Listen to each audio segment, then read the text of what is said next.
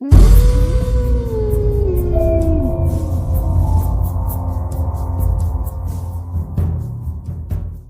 कहानी के लेखक हैं धीरज कुमार सालुक्य। मेरा नाम रोहित और ये घटना मेरे साथ तब हुई थी जब मैं 12 साल का था। उस गर्मियों की छुट्टियों में मेरी आई के साथ हिल स्टेशन वाले फार्म हाउस पर गया था। हिल स्टेशन पर 10 से 12 फार्म हाउस थे, बाकी कोई मार्केट वगैरह कुछ नहीं था। पूरा हिल इन 10-12 मालिकों की प्राइवेट प्रॉपर्टी थी, इसलिए कोई टूरिस्ट वहां पर नहीं आ सकता था। वो रात मुझे अभी भी याद है। शाम के 7-8 बज रहे थे, अंधेरा हो चुका था और मैं मेरे बेडरूम में बेड पर लेटा था, जो कि दूसरी मंजिल पर थी। तभी मुझे खांडिया ने आवाज लगाई, ओए चिंटू, चिंटू बाहर आ। वैसे मैं उठकर खिड़की में गया। मैंने नीचे झांककर देखा तो खांडिया पेट पर बैग पहने खिड़की के नीचे खड़ा था। उसने मुझे जल्दी से बाहर बुलाया तो मैं जल्दी से बाहर चला गया। खांडिया बाजू वाले फार्म हाउस के केयरटेकर का लड़का था। उसके माँ बाप उस फार्म हाउस की देखभाल करते थे। क्या हुआ, मुझे बाहर क्यों बुलाया? मैंने उससे पूछा। चल मेरे साथ, हमें खंडहर जाना है, उसने कहा और मेरा हाथ पकड़कर मुझे गेट के बाहर ले जाने लगा। लेकिन क्यों? आधे रास्ते में बता दूंगा, उसने कहा और हम फार्म हाउस के बाहर आ गए। हम लोग जंगल के रास्ते से खंडहर की ओर जाने लगे, जो कि तालाब के किनारे था। रात में जंगल में घूमना हमारे लिए कोई नई बात नहीं थी, क्योंकि उस जंगल में कोई जंगली जानवर नहीं थे, इसलिए वो सेफ था। हाथ में टॉर्च लिए खांडिया आगे चल रहा था और मैं उसके पीछे चल रहा था। चलते चलते मेरी नजर उसके बैग पर पड़ी। तब मैंने उससे पूछा कि बैग में क्या है। तब उसने जवाब दिया कि खंडहर पहुंचने के बाद वो मुझे दिखा देगा कि उसमें क्या है। कुछ देर चलने के बाद हम दोनों खंडहर के पास पहुंचे।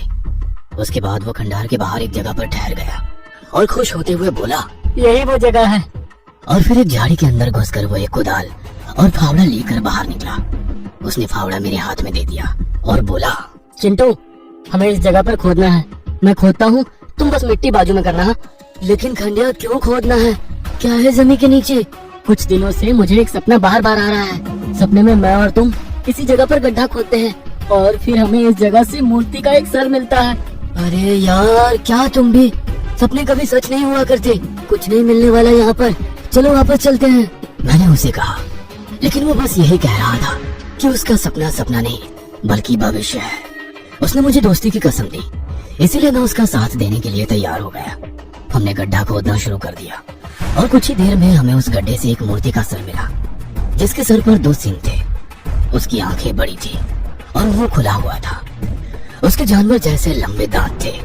मुझे समझने में ज्यादा देर नहीं लगी कि वो सर एक राक्षस के मूर्ति का है। उस सर को देखते हुए खंडिया बोला, देखा, मैंने कहा था ना, ये कोई सपना नहीं है बल्कि भविष्य है। हमें मूर्ति के और 2 भाग जमीन से बाहर निकालने होंगे, जो 2 अलग अलग जगह पर दफन है।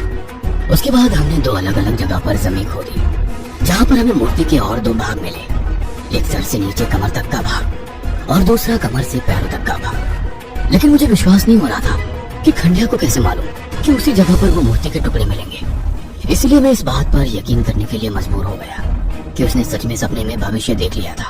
लेकिन सवाल ये था कि ये सब कैसे हुआ। मैं सोच ही रहा था कि तभी खंडिया बोला, मुझे ये 3 भाग जोड़ने हैं। हम इसे खंडहर में लेकर जाएंगे और वहीं इसको जोड़ेंगे। लेकिन तुम्हें ये भाग क्यों जोड़ने हैं? मैंने उसे पूछा। तब वो बोला, वो मूर्ति जोड़ने के बाद बताऊंगा। हमने वो भाग खंडहर में ले जाकर एक के ऊपर एक रखकर उन्हें सीमेंट की मदद से जोड़ दिया। उसके बाद खंडिया ने अपने बैग से रात में खिलने वाले फूलों का हार निकाला और उस मूर्ति को पहना दिया। उसके बाद उसने राख निकाली और उस मूर्ति के माथे पर लगाई।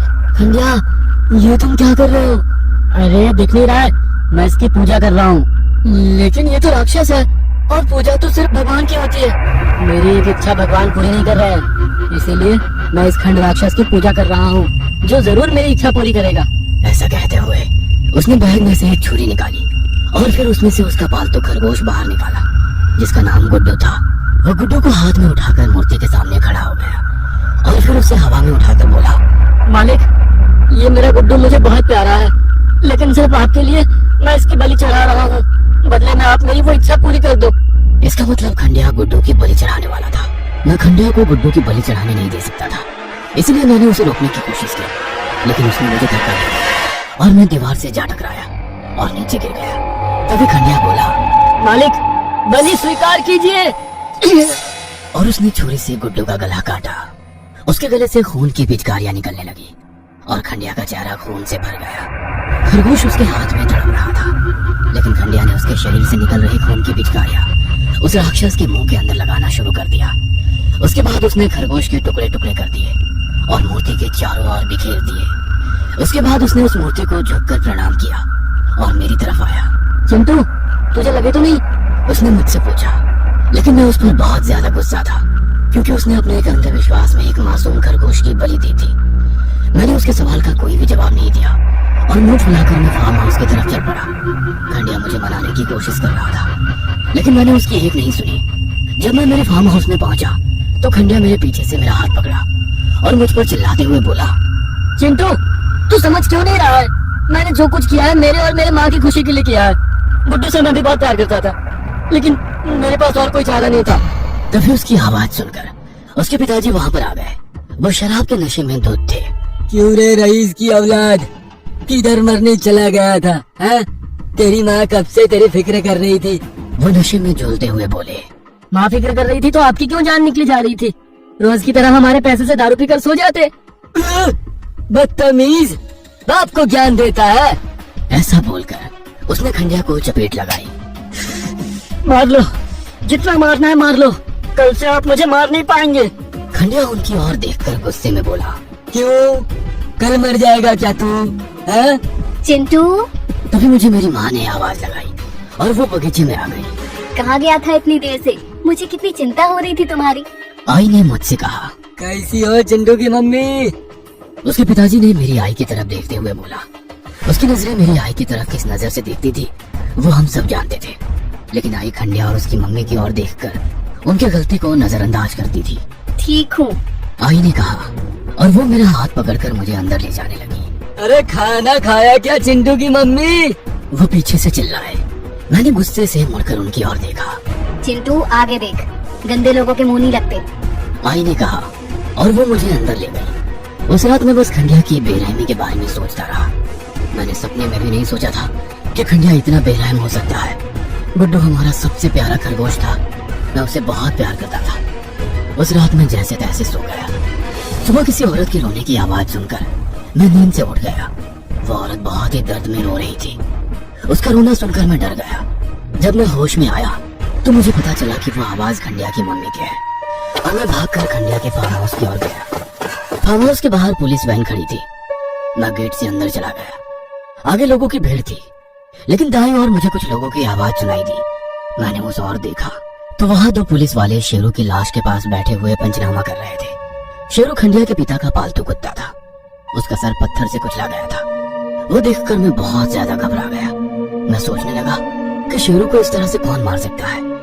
खंडिया की मम्मी अभी भी जोर जोर से रो रही थी। मैंने भीड़ की ओर देखा तो उसमें मेरी आई खड़ी हुई मुझे दिखाई दी। मैं आई के पास जाकर खड़ा हो गया और आगे का नजारा देख मेरे रोंगटे खड़े हो गए। आगे खंडिया के पिताजी की लाश पड़ी थी।